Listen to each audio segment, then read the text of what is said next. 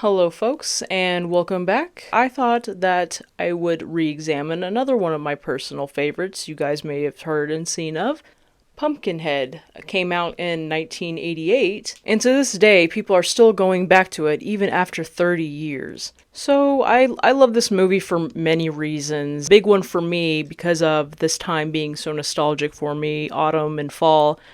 This movie has a really nice country feel to it, and that could be obviously because of the country folk you see here and there throughout the movie. It has a nice tone to it. It's got a sepia tone, which is that, reddish brown tone, a filter, if you will, in the majority of the movie.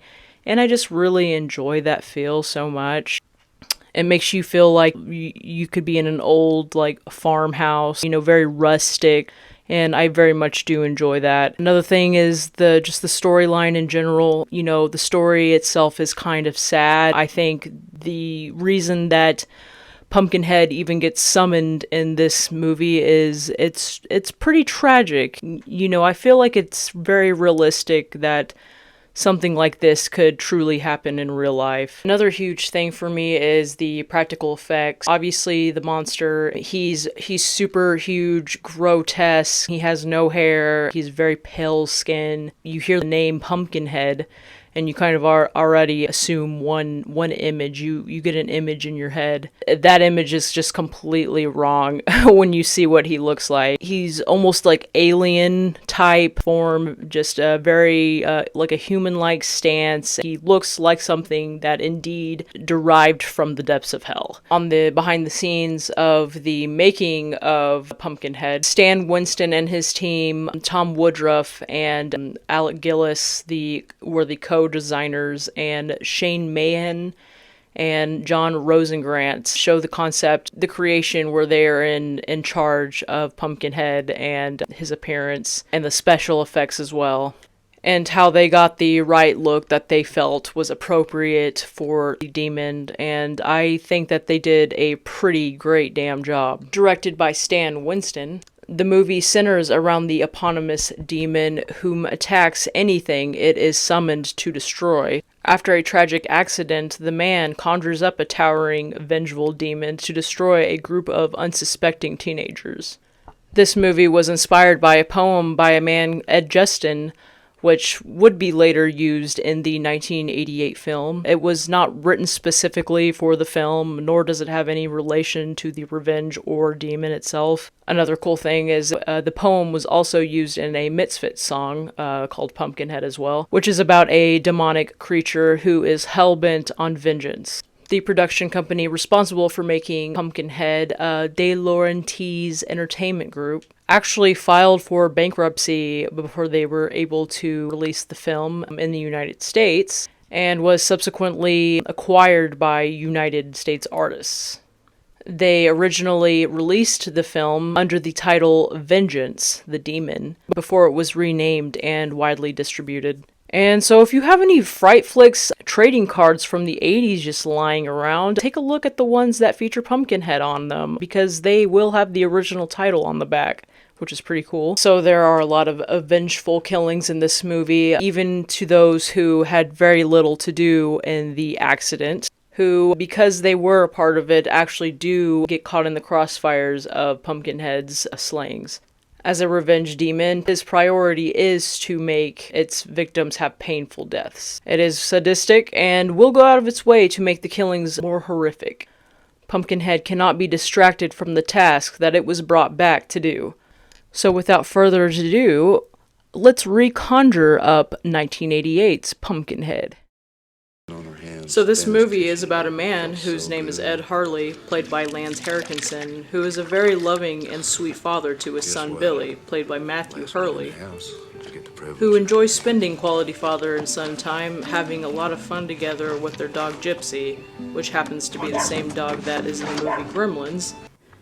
The movie focuses on the bond between these two, where you can feel the strong connection and love that they have. You really like it? I love it. You don't have to wear it every day or nothing, just when it strikes you. Give me a hug. I ain't never taking it off, punk. Ed Harley is the owner of a local business, Harley and Son Grocery Store, when one day a group of dummy teenagers who are traveling with their dirt bikes to another town, when they happen to make a pit stop at the Harley grocery store. While doing this, one of the teens thinks it would be fun to take out one of the dirt bikes, and because right outside of a grocery store for a pit stop is the perfect time to do just that,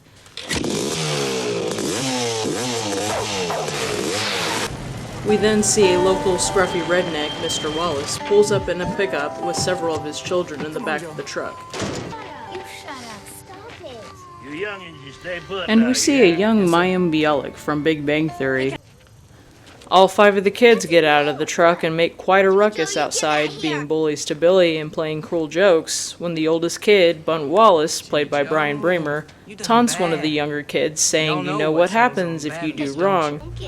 Y'all stop. There ain't no The kids begin scaring and tormenting the child with the rhyme, He moved away. Keep away from Pumpkinhead unless you're tired of living. I mean, we've got him pretty scared. PumpkinHead. Right.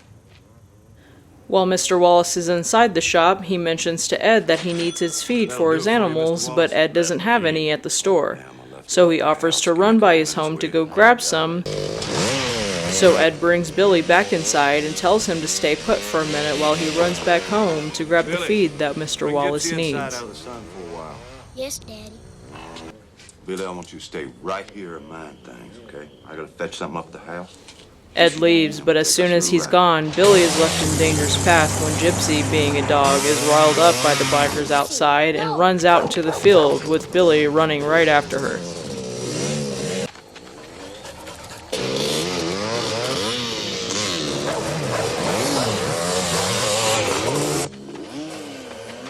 Little boy? Ah! Are you okay? One of the guys doesn't see Billy run out right in front of him before it's too late and hits Billy, leaving him unconscious. The group of teens panic because, I guess, the dirtiest bag of the group doesn't want to get in trouble for drinking, because that's way worse than killing a child.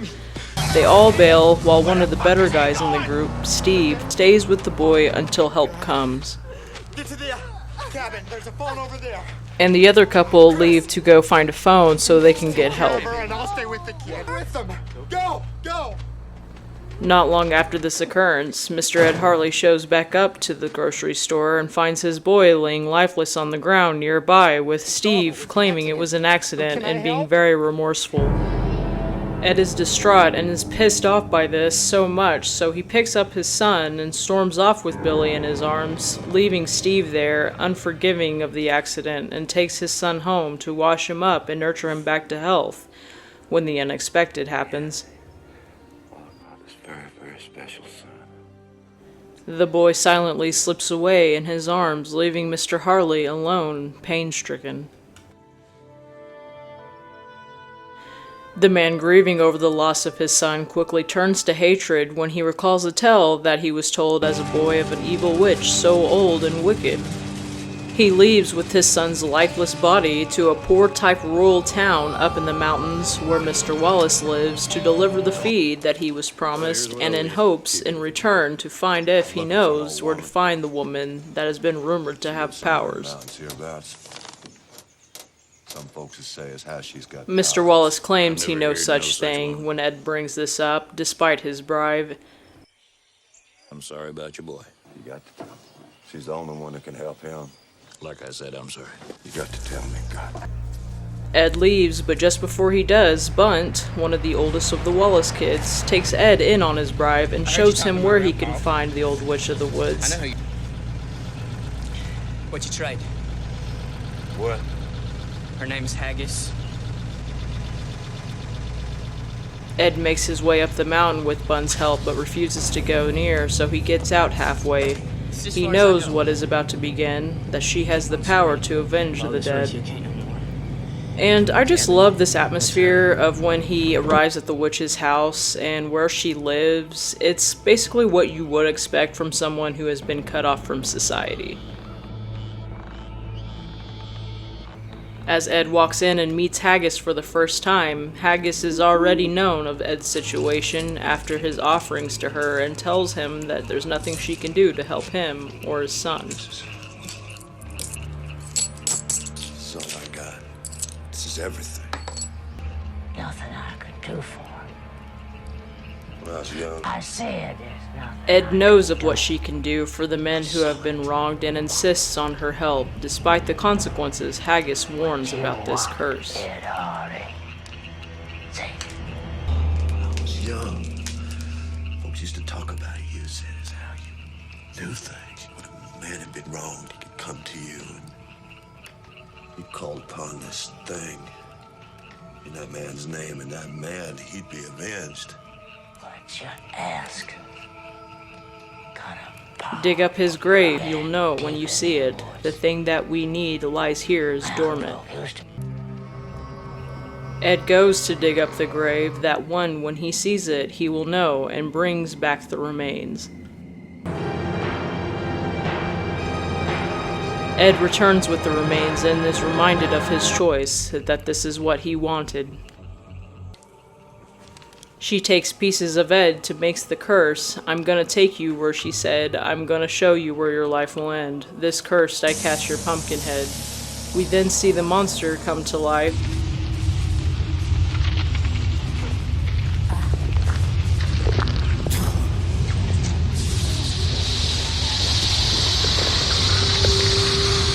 So Ed Harley leaves so the show can begin.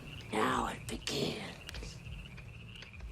Ed takes his boy and buries him next to his long-deceased wife. When we see the first attack made on the kids while at their cabin, the more and more Pumpkinhead kills, Ed slowly deteriorates and becomes engulfed with pain. And you start to see how this impacts Ed, and I personally begin to feel bad. He didn't know the full extent of what he was really getting himself into. A lot like making a deal with the devil.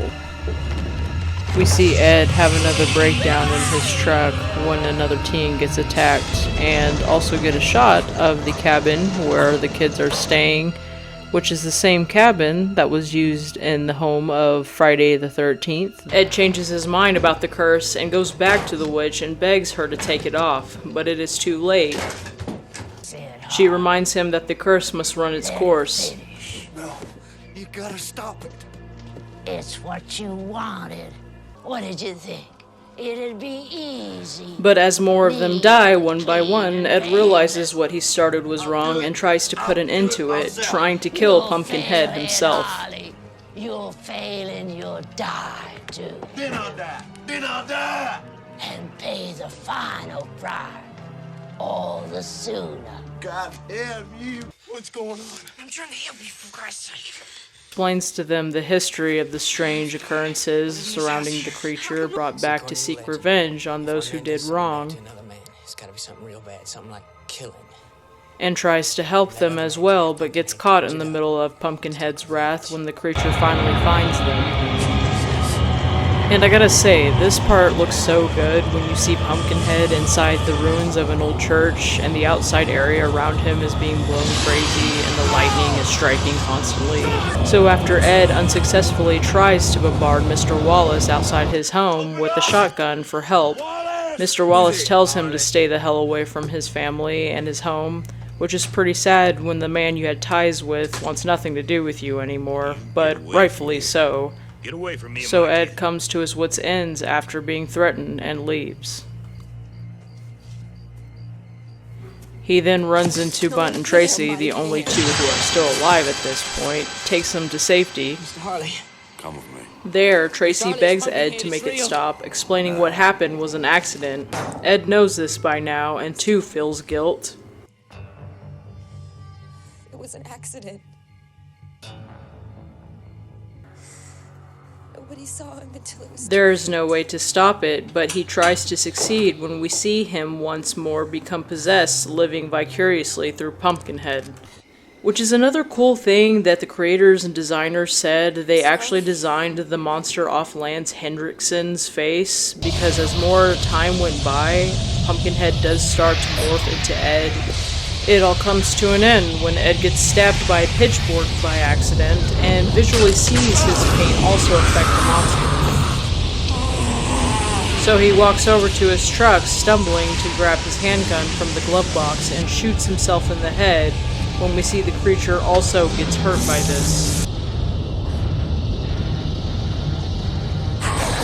Ed walks over and falls on the ground, as so does the monster. Still alive, he reaches for his gun. When Tracy realizes what he's doing, she then takes the gun and shoots Ed, finally putting an end to the beast for good.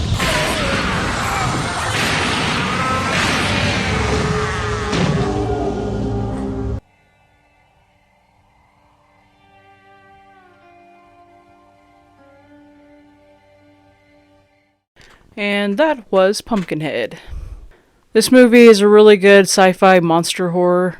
So what I really like about it is the folklore type deal about it. It's kind of like, legends you hear. You don't know necessarily if it's true or not, and it's kind of like word of the town. And Pumpkinhead is a lot like that. So you better beware or he'll come after you if you don't act right. Kind of like something your grandfather would tell you when you were a kid, like the Boggy Creek monster will come after you if you don't listen and behave, and you listened after he said stuff like that. It's really good horror, but I think the story behind it, a father losing his son, I think is pretty tragic. It's sad. It kind of is a lesson in its own, what a person would do to get revenge or avenge someone's wrongful death, especially when it comes to bonded love, what you would or what you wouldn't do for the person that you love.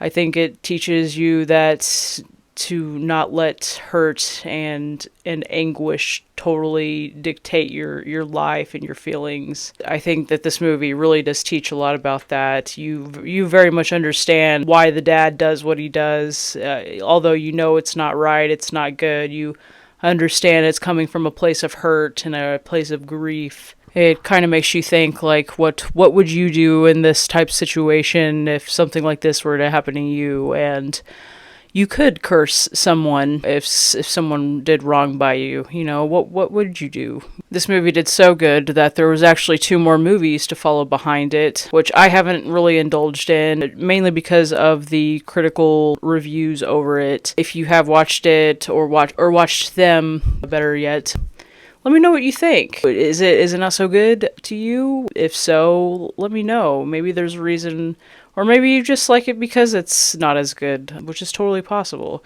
Lance Henriksen, the guy who actually plays the leading role in Pumpkinhead, Ed Harley, he actually goes on to talk about how he was in the following movies behind the first one, and he was somewhat ashamed and he was just not proud to be in them. Apparently in a Q&A after viewing the second movie, I believe, a Q&A, he was so embarrassed that he actually crawled out through the back door, basically. He kind of snuck his way out because he was so embarrassed. And I totally understand, but I would just say some people are more critical than others on themselves. I totally understand if you're in a bad movie. I don't think it's necessarily something to be ashamed of, but totally understandable and also pretty hilarious. Horror fans took a shine to the cult favorite, Pumpkinhead, but in 1994, the film would receive a direct-to-video sequel, which is the Pumpkinhead 2 Blood Wings from the director Jeff Burr. The film has little to do with the original and has very little of the original cast except for Lance. One of the things why Lance even accepted the role was because he was going through the script and got goosebumps when he read a part where he actually sees a passed away, a dead version of his son that starts speaking to him in his head, and he really liked it, so he decided to take up the role. The 2 made-for-TV sequels that were released on Sci-Fi of 2006 and 2007, subtitled Ashes to Ashes and Blood Feud. Both films feature Lance Henriksen as the spirit of Ed Harley, and he just said that they were so shitty that he was just completely embarrassed.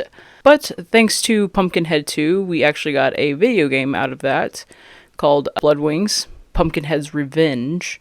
The computer game was released on DOS of 1995. Like the movie, it was also met with poor reception, hardly any copies sold. The adventure game is a first-person shooter, with players entering Pumpkinhead's dungeon in their quest to put the mythical creature's spirit back to rest. The mythical creature has also appeared in several of the comic books. Still, despite the maintained status as a cult favorite, Pumpkinhead was able to somehow avoid the horror reboot trend for all these years, and is one that is very likely to do so, which is not in the lack of trying, however. In 2016, saw executive producer Peter Block was reportedly spearheading a modern Pumpkinhead. The plan was to begin shooting in 2017, but as of late 2018, the progress still hasn't been made on the project, and it is totally unclear if we will ever see it happen,